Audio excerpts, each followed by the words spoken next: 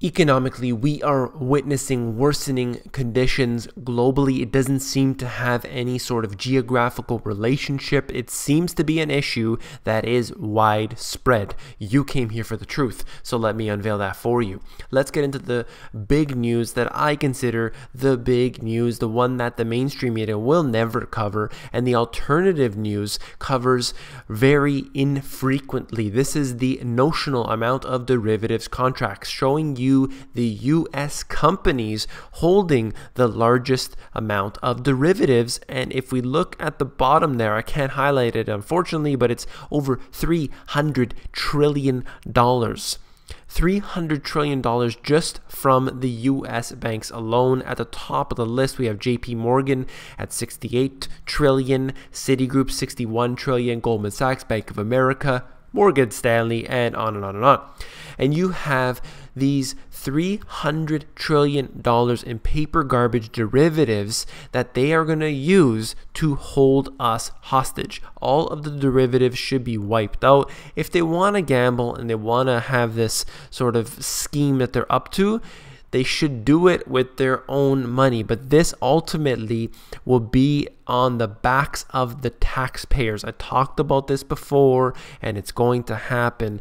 Who is going to bail them out? And they're going to put the US taxpayer on the hook for this. And this is why, and this is how they can basically have a new currency system. They will put it so indebted it can never be paid back, and they will need to create a solution. The solution is already thought about. Let's get into this right here out of Reuters. Don't vote, quote, wrong way. EU's Juncker urges. Now, don't vote the wrong way. They're saying, don't vote the way against the EU. Don't vote the way against austerity. Don't vote against increased taxation. And they're saying you must submit to what we are doing. We are the technocrats, and we will say, when we say jump, you say how high, and where I'm going with that. But essentially, this is a big problem for the EU itself. The entire structure is a failure. Let's get on with this, showing you Athens stock exchange, the worst 3-day decline in decades, showing you how bad the economic situation is right now. They were put through maximum austerity, and the only solution that they found was to sell off their precious assets, literally selling off islands to investors. They needed to get their money back. Greece is in a terrible situation. Unfortunately, unemployment is rampant, not just with the youth unemployment, but in all sorts of unemployment. You've seen the riots that took place, civil unrest and an upheaval, and you're seeing austerity and increased taxation upon the people that is putting a burden upon them. Let's get into this, all connected here out of the Financial Times. Watch your words or feed populism, French minister warns Germany. So they had this quote here: France's finance minister has called on the German establishment to watch its words when criticizing his country's economic policies and warning of anti-EU populists. So let's get into the actual structure of the EU itself. You have this block of countries, very diverse, and yet they are forced upon one interest rate and one currency. Then you have a set of technocrats which sit above all of them, making the decisions for all of the countries all simultaneously. It doesn't work when you have such a diverse culture. You can't make laws, you can't make rules, interest rates, and a currency all for these different countries. It can never work. That's why it's failing. It's the system itself, and the cracks have clearly appeared here, and it seems like it is falling apart. Everything is bad that could happen is happening right now. Let's go east of this right here, and we look at China, and it said it's been a bumpy ride for China's economy this year, with multiple growth scares followed by bouts of policy stimulus. And next year, according to Goldman Sachs, they're telling investors to prepare for a moderate but choppy growth deceleration.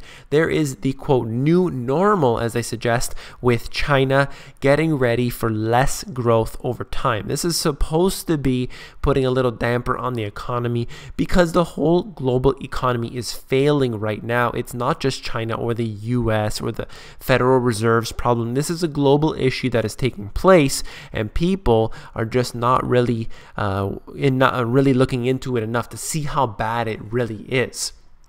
Let's get into oil right here, and just specifically one specific thing about it. CNBC, they was talking with Laszlo Birinyi, and he said that the oil drop is a black swan event. Now, black swan is referring to Nassim Taleb's book, The Black Swan, and he's talking about an unforeseen event. Now, most people, 99.9% of people who use this term, the Black Swan, haven't even read Nassim Taleb's book. I'll tell you right now, it is a difficult read. He's a very smart individual, and if you look into what he actually said here, the Black Swan event isn't the price drop in oil. Black Swan event is a nuclear bomb going off, and Black Swan event is the derivatives collapse. We're talking about something that doesn't happen once in 100 years. The oil price will drop up and drop down, and will rise up, and it will go crazy. This is a commodity that is relatively volatile. We've seen things happen over the years. So I'd like to come out and say right here that you need to watch out for the quotes that you see online and not take everything so closely like these individuals like to project here. This is not a black swan event. If you actually read the book, you will see that that's not the case. This right here is what I talked about in my book, talking about the oil shock of the 70s, starting in 1973-74, and then in 79, there were oil shocks of significant shortage. And we had a result, the result of which had a quadrupling of the price of oil. This is a major shock to the economy, and we see the result of that. This is obviously a big problem on the, putting a damper or putting a recession into the economy, because oil prices then make transportation more expensive and everything else. So this is one thing to watch out for, and just in general, that things can happen in a very short period of time. We could have dramatic changes in the prices of a commodity, which could then affect the entire economy as a whole. This is very important news to look out for. Oil is a very important commodity. It's not necessarily the price, just the commodity itself. It is a very, very important commodity, no doubt. Now, we have a collapse that's going on in the US. It's very evident. Look at Detroit. Look how bad it got right there and still is today. And then it says this out of Bloomberg: Detroit seen as the model in Ohio City facing collapse. The council president in East Cleveland said that if she had her way, the city would follow in Detroit's path and become Ohio's first municipality to file for bankruptcy to help solve its financial woes. Just like many Americans, they are using bankruptcy as a way to get out of this. How many Americans had you heard about that literally walked away from their houses during the subprime mortgage collapse? This is what happens. People just walk away from it. What happens when the governments begin to walk away from it? Who is going to write off all of this bad debt? Who's going to write off all of the derivatives, the $300 trillion in derivatives? Nobody is going to basically be able to bail this all out. Slowly but surely it is being eroded away, and there is no solution to this. This is going to happen in so many cities around not just the United States, but around the world, where we have them in such dire straits. Look at the conditions out there in so many of these cities. It is terrible to see. This is Justin Amash, one of the representatives in the US government. This is how bad it is out there, and I just wanted to show you this specifically to explain to you that the government is creating laws which are not in your favor and in fact are in the exact opposite. When I learned that the Intelligence Authorization Act for 2015 was being rushed to the floor, there was little debate, and basically said this is one of the most egregious sections of law I've encountered during my time as a representative. Again, it grants the executive branch virtually unlimited access to the communications of every American, and they force it through. That's what happens every single time. They push this down the throats of the Congress. They cannot read it. It's impossible. Most of these bills are thousands of pages long, and they say, look, you have until 4 p.m. to read it and sign it. So this is exactly what happens. They did this with the Patriot Act. They've done this with all these sorts of different acts during the financial crisis as well, and they force these members of Congress to sign on something they literally cannot read in time. It is impossible, and this is very, very bad. The congressional staff that walked out, that is something to show you, they do care about issues. But what about this right here? Why don't they stand outside and demand change, not for the police brutality instances, but what about this? What about the fact that they're spying on every single one of your communications? What about the National Defense Authorization Act? Nothing was done about that at all. What about Fast and Furious? Knowingly shipping guns into Mexico only to have them come back in so they can be tracked and then they can be used to blame the Second Amendment. No, there's absolutely nothing to be done about that. They don't care about issues like this. They only blow up the issues that they want to. This is what we need to look at, that the government isn't there to solve our problems. As Mark Faber said, the government is there to create problems. Let's go on with this. Why more American families are going cashless. This is out of CNBC. And the reason I mention this is that we have, as the global collapse comes down, we have individuals wanting to become more sovereign. We have them wanting to protect themselves and prepare.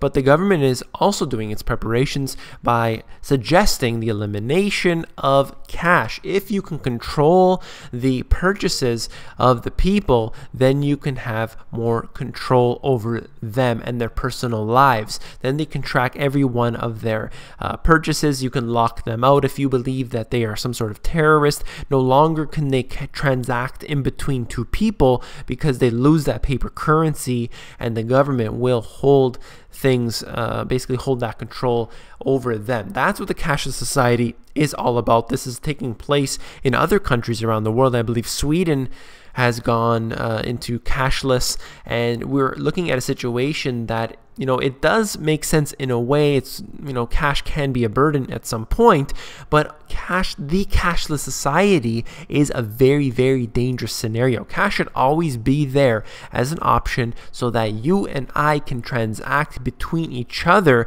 and not have to worry about the government spying on us. Let's go on with the last thing here, and what this all comes down to is this article out of the New York Times, The Vanishing Male Worker, How America Fell Behind. I'm not just going to suggest that this is for the males. Let's just look into it from the example of unemployment.